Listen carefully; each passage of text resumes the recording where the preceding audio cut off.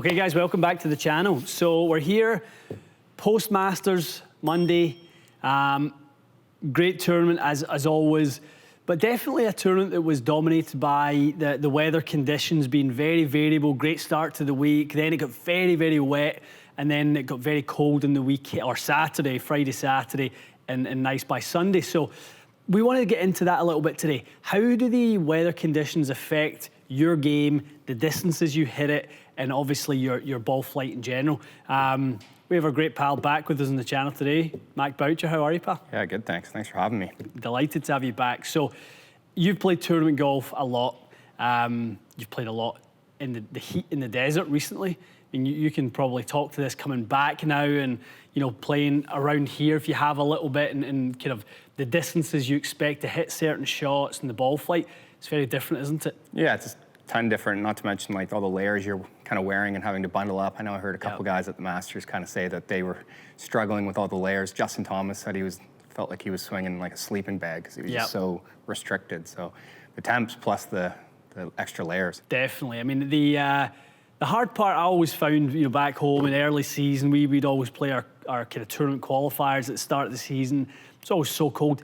I always found it's my hands. You know, if your hands get cold and you lose the feel and obviously, you know, you start kind of trying to hit some shots into the wind. You need your hands to hit those shots in the wind for shaping it. And we're going to get into a little bit of that today. We're going to simulate some conditions. We're going to do some in the range and then we're going to take it to the course. And guys, what we want to really make this an educational video about how much do you have to adjust for? How much of your distance is affected by the heat and also by the cold, and when we add in a few other elements in there. So, you know, we are starting our season here and, you know, some of the courses are open, a lot of them are still too open. And the weather forecast, to be honest, for the next 2 weeks doesn't look all that good. It still looks pretty cold. So in the sort of northern states and in our kind of, you know, provinces, we do think there's a big learning curve to knowing how far your ball goes in different conditions. So let's just start with a few. Why don't we grab just like a mid-iron, right? Yeah. So maybe like a 6. All right, Mac, how far do you hit stock 6? We'll call it 190. About 190, okay. Yeah. So let's put no elements in here to start with. Let's get a baseline 6-iron. Flusher. Straight out of the gates, shot number 1 of the day, almost cans it. Well, that's what a baseline 6 looks like. So 18 launch, 5,500, it's carried, 191, absolutely perfect. Okay, let's give you something to deal with. So let's go a little bit warmer. Let's say you're back in Dubai, right? It's cooking. Let's play with a little bit of heat. Let's hit that same 100-mile-an-hour club head speed 6-iron.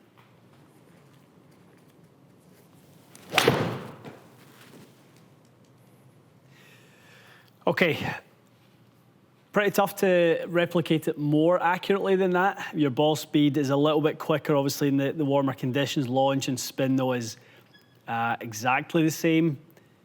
Angle of descent, very, very similar. So you've picked up 8 yards with a little bit more speed and some warmer conditions. So that straight away, you've got your number, your pin high, say the pin's 2/3 back in the green. That's the difference between hitting the back of the green and bounding all the way through. Yeah, definitely. And obviously, you know, hitting your intended number. Yeah, very, very similar in delivery. Okay, let's go the opposite now. So we've got cool day, we've got the wind turn back into us a little bit. Not a strong wind, but enough. Okay, so we've got it 40 degrees, 10 miles an hour back straight into our face. Okay, 100-mile-an-hour swing speed. How far does that go? A little different. Quite different. So you gave us exactly our number, 100 again. Okay, launch was down a little bit, spin was down a little bit, but you lost fully 35 yards on your previous one, just from the conditions, okay? Angle of descent completely changed by hitting into a headwind. Pushed the peak height up a little bit as well. This is what the guys, I mean, we talk about Augusta, you know, we're fresh off the Masters. the areas that those guys have to hit to, the little portion. A green is not a green in regulation the way it is at other places. You've got to hit into pockets of the greens and little, quadrants of those greens. It's so hard to do that. I mean, and we're not even being affected by the cold. We're imagining it's cold, and we're simulating it's cold, but we're not cold.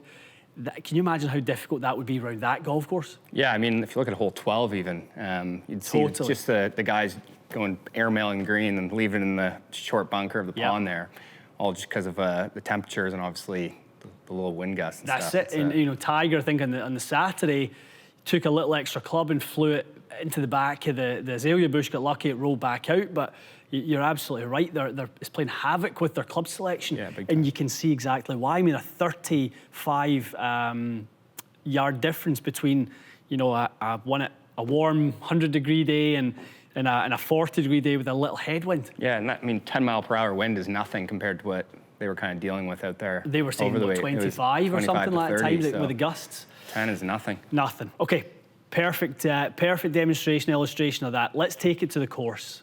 We've picked Pebble Beach, somewhere that there's no doubt about it. We've probably all seen the social media clips of Finau hitting. He was hitting like a 5-iron or a 4-iron or something into the very short par 3 down the hill. That's normally a little chippy sand wedge. So we can get some weather at Pebble, and we're going to simulate that today. We're going to put you out there on the most perfect, idyllic day. We're going to play par 5, hole number 6. Reasonable conditions. All right, let's firm it. Let's firm it up. Okay, so we'll get 536. It is a little bit downhill. We're going to bomb a driver on down there, Mac. I mean, let's see how far you even... Yeah, I mean, you're probably going to be hitting it down into the 330 territory, 340 territory down there. So, yeah, let's see us play this out. Amazing. A little heely, but... It's going to work just fine down there. So, 336. Yeah, like you say, I mean, you got the heel strike, but God bless modern technology. It's still launched at 13.7 and spun at 2100, which is... Yeah, I find for me, trying to get away from the toe strike, which I used to favor, because I find this new technology, I'm finding that heel strikes, I don't lose that much, and I find I can still...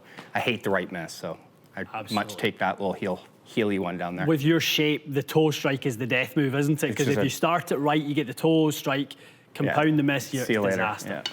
Right, love it. So we've got, let's go on and play out the hole. So we just hit that one, 336. We've got 202 stick, 179 front. We're probably ideally going to try and fly this 192. I would say the 10-yard elevation probably cancelled out by the temperature. So let's play that 6-iron. Okay.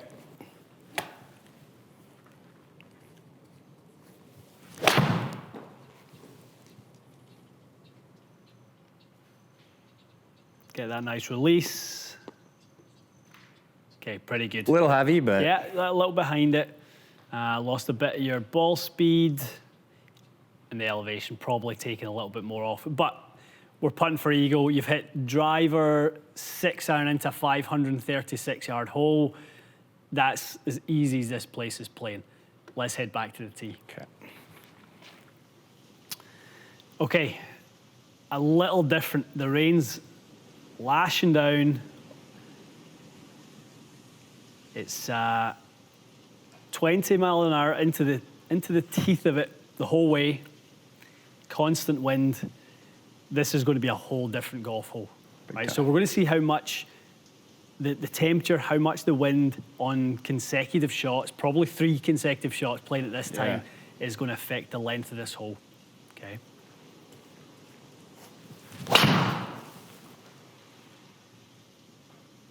Beauty. What did we hit the last drive? It was 336, I think? And very similar strikes there, actually. Right. Yeah, very similar numbers. 13.7 launch first time around, 2100 they first time around. They were the exact same shot. Exactly the same shot. 251 on the carry versus the last time we had 306 in the carry. There we go, 53-yard difference. All right, down in the fairway, we've got 278 left to go. Full timber. I would normally rip driver from there, to be honest. Let's do it. Okay, fine. Yeah, why not? Let's do it. So the artist in you, this is another driver. Yeah, I think, I mean, it's probably not the smartest play with the upslope there, but I generally do launch it pretty high off the deck still, so why not? Let's see it.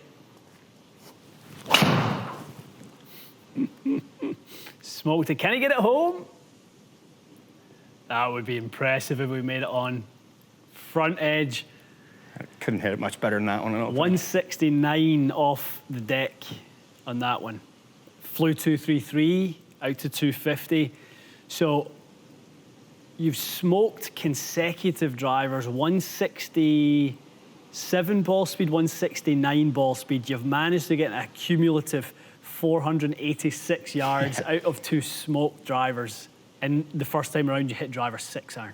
Soft 6, yeah. Soft 6, yeah. Yeah, you never even had to kind of work it. No. Different golf hole. Let's finish it off. Let's get you chipping one. And All right, a little low pitching wedge. And I fatted it. I'd take it. so you've got a little, what do you have left after that one? You've left yourself, so driver, small wedge, 13-footer left. You'd absolutely take that. I would take that in a heartbeat, yeah. So, I mean, guys, we're simulating the conditions, how they affect the ball. The other part, like we said, how do the conditions affect the player? If it was really that wet, that windy, trying to hold on to your club, you know, trying to hit 2 drivers full smoke, you know, would be the hardest part, wouldn't it? Trying to 100%. hold on to the club and everything goes along with it. But from just understanding the elements, guys, understanding how the weather conditions, the cold temperatures, the rain, the wind, how that changes angles of descent, how the ball flies through those conditions, really is worth adjusting. One of the things I saw so many of the guys do at Augusta was on the range before they went out, calibrating their distances. All these monitors have barometers in there. They can adjust to real-time weather conditions, air pressure, and really adjusting to that. It gives them the ability to see when I feel cold, when I'm wearing all those layers, how far does the ball go? And I think that's a real advantage. Once they get on the course, they're allowed, or they're able at that point to make those adjustments necessary to play somewhere clearly as challenging as Augusta. Yeah, definitely. Hopefully one day we get to find out. One day. It'd be nice. Okay, guys, hopefully you are starting your season. We're just starting our season. Hopefully this helps you factor in some of the variables that will help you hit a few more greens in regulation, lower those scores. That's what we want. Stay tuned for more. We'll see you again soon.